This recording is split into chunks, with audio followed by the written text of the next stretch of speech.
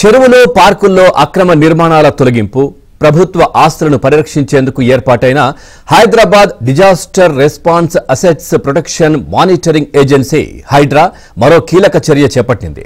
ప్రముఖ సినీ నటుడు నాగార్జునకు చెందిన హైదరాబాద్లోని ఎన్ కన్వెన్షన్ సెంటర్ను కూల్చివేసింది. ఎన్ కన్వెన్షన్ ఖానాంబెట్ గ్రామంలోని తమ్మిడిహట్ కుంట చెరువు FTL బఫర్ జోన్లో ఉంటుంది. దానిని నేలమట్టం చేసింది. ఇక హైడ్రా కూల్చివేత తెలుగు రాష్ట్రాల్లో హాట్ టాపిక్ గా మారింది.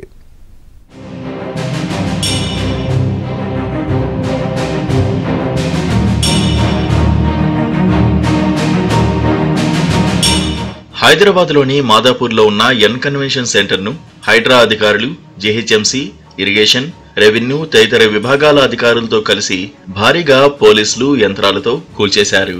కూల్చివేతలు జరుగుతున్న సమయంలోనే నాగార్జున హైకోర్టును ఆశ్రయించారు. చట్టవిరుద్ధంగా కూల్చివేతలు చేపట్టారని, తమకు ఎలాంటి నోటీసులు ఇవ్వలేదని తెలిపారు. దీంతో కూల్చివేతలను వెంటనే నిలిపేయాలంటూ న్యాయస్థానం మధ్యంతర స్టే ఇచ్చింది. అయితే అప్పటికే కూల్చివేతలు దాదాపుగా పూర్తయ్యాయి. కన్వెన్షన్ సెంటర్ తో పాటు చుట్టుపక్కల ఉన్న ఇతర షెడ్లను నేలమట్టం చేశారు. ఈ చర్య ద్వారా అందరి సందేహాలను హైడ్రా పటాపంచలు చేసినట్లయింది. ప్రముఖ వ్యక్తికి చెందిన కట్టడాన్ని కూల్చివేయడంతో హైడ్రా పేరుతో సామాన్యులపైనే ప్రతాపం చూపిస్తారన్న విమర్శలకు చెక్ పెట్టినట్లయింది. కాగా ఎన్ కన్వెన్షన్ కూల్చివేత అంశం తెలుగు రాష్ట్రాల్లో హాట్ టాపిక్ గా మారింది.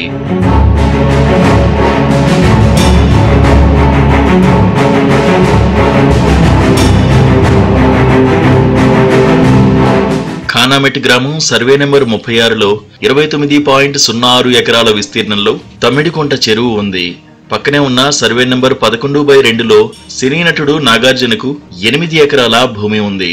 ఈ భూమిలో 2010లో ఎన్ కన్వెన్షన్ ఇతర నిర్మాణాలను చేపట్టారు.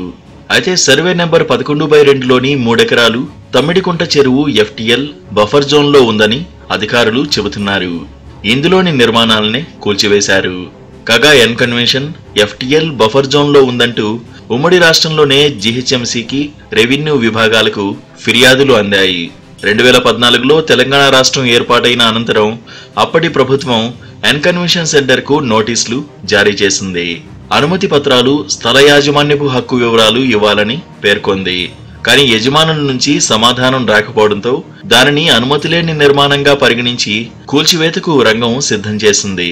దీంతో ఎన్ కన్వెన్షన్ యాజమాన్యం కోర్టుకు వెళ్లింది. పట్టాభూమిలోనే నిర్మాణం ఉందని, చెరువు ప్రభుత్వ భూమి కాదని పేర్కొంటూ పిటిషన్ దాఖలు చేసింది. కోర్టు ఆదేశాల మేరకు GHMC, రెవెన్యూ, ఇరిగేషన్ విభాగాలు సంయుక్తంగా సర్వే నిర్వహించి ఎన్ కన్వెన్షన్ FTL బఫర్ జోన్లోనే ఉన్నట్లు నిర్ధారించారు. అయితే FTL నిర్ధారణ సక్రమంగా లేదంటూ కన్వెన్షన్ యాజమాన్యం 2017లో మరోసారి మియాపూర్లోని అదనపు జిల్లా జడ్జి కోర్టును ఆశ్రయించింది. అప్పటి నుంచి కేసు పెండింగ్ లో ఉంది. దీంతో ప్రభుత్వ విభాగాలు కూడా కూల్చివేతల దిశగా ఎలాంటి చర్యలు తీసుకోలేదు.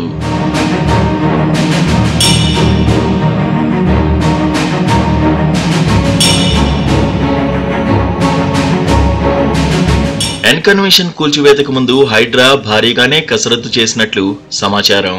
చెరువు FTL బఫర్ జోన్లో ఎన్ కన్వెన్షన్ నిర్మాణం జరిగినట్లు జనం కోసం అనే స్వచ్ఛంద సంస్థ అధ్యక్షుడు కసిరెడ్డి భాస్కర్ రెడ్డి ఈ నెల 20న హైడ్రాకు ఫిర్యాదు చేశారు. మరోవైపు మంత్రి కోమటిరెడ్డి వెంకటరెడ్డి కూడా ఎన్ కన్వెన్షన్ పై చర్యలు తీసుకోవాలంటూ లేఖ రాశారు. ఈ ఫిర్యాదుల నేపథ్యంలోనే హైడ్రా రంగంలోకి దిగింది. అయితే ప్రముఖ వ్యక్తికి చెందిన ఆస్తి కావడంతో ఈ విషయంపై పట్టణ ప్రణాళిక విభాగం నుంచి పూర్తి వివరాలను హైడ్రా సేకరించినట్లు సమాచారం. HMDA నిర్ధారించిన మేరకు నిర్మాణం FTLలో ఉందా, బఫర్ జోన్లోనా అన్నది కూడా పరిశీలించారు. న్యాయ నిపుణుల సలహాలు తీసుకున్నాక నిర్మాణంపై చర్యలు తీసుకోవద్దంటూ కోర్టు ఎలాంటి ఆదేశాలు ఇవ్వలేదని నిర్ధారించుకున్నారు. అనంతరం ఆపరేషన్ ఎన్ కన్వెన్షన్ కు శ్రీకారం చుట్టారు. ఎన్ కన్వెన్షన్ విషయంలో హైడ్రా చట్టవిరుద్ధంగా వ్యవహరించిందని సినీ నటుడు నాగార్జున తెలిపారు. స్టే ఆర్డర్లు, కోర్టు కేసులు ఉన్నా కూల్చివేయడం బాధాకరమని వ్యాఖ్యానించారు. పట్టాభూమిలోనే నిర్మాణం చేపట్టామని, చెరువు స్థలం అంగుళం కూడా ఆక్రమించలేదని పేర్కొన్నారు. అయితే ఎన్ కన్వెన్షన్ సెంటర్ ను నిబంధనలు ఉల్లంఘించి నిర్మించారని హైడ్రా తెలిపింది. ఈ విషయాన్ని గతంలోనే నిర్ధారించినట్లు పేర్కొంది. ఇతర అక్రమ నిర్మాణాలను తొలగించినట్లుగానే ఎన్ కన్వెన్షన్ ను కూల్చివేసినట్లు వెల్లడించింది.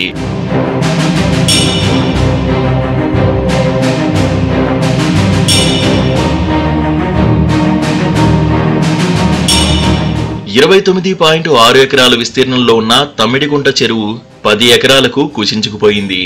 సుమారు 19 ఎకరాల చెరువు స్థలం కబ్జాకు గురైంది. ఇళ్లు, ఇతర నిర్మాణాలు వెలిశాయి. ఎన్కన్వెన్షన్ కూల్చివేతతో వారిలో గుబులు మొదలైంది. ఏం జరుగుతుందో అని ఆందోళన చెందుతున్నారు. అయితే మేడ్చల్ జిల్లా పరిధిలోని మాజీ మంత్రి మల్లారెడ్డికి చెందిన కళాశాలలు, హాస్టళ్లు, చెరువుల ఎఫ్టీఎల్, బఫర్ జోన్ ప్రభుత్వ స్థలాల్లో ఉన్నాయన్నది గత కొంతకాలంగా చర్చనీయాంశంగా మారింది. ఈ నేపథ్యంలో తదుపరి కూల్చివేతలు మల్లారెడ్డికి సంబంధించిన నిర్మాణాలేనని ప్రచారం జరుగుతోంది. పలు ఆక్రమణలపై కోర్టు స్టేలు ఉండగా ఇటీవల కాప్రా సర్కిల్ పరిధిలోని నిర్మాణంపై స్టే వెకేట్ అయినట్టు తెలిసింది. ఈ నేపథ్యంలో చర్యలు తీసుకునేందుకు మేడ్చల్ అధికారులు రంగం సిద్ధం చేస్తున్నారు.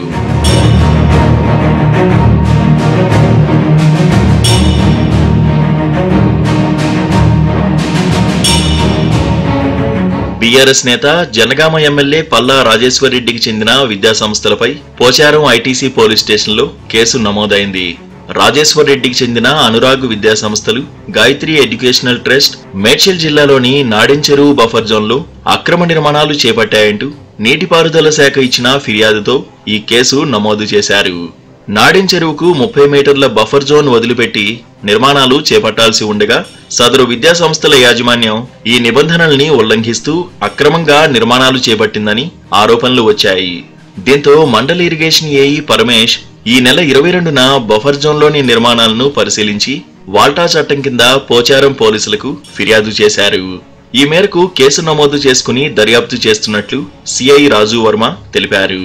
హైడ్రా తమ ఆస్తుల విషయంలో అక్రమంగా జోక్యం చేసుకుంటోందని, కూల్చివేతలు చేపట్టకుండా అడ్డుకోవాలని కోరుతూ శనివారం పలు విద్యాసంస్థలు హైకోర్టులో పిటిషన్ దాఖలు చేశాయి.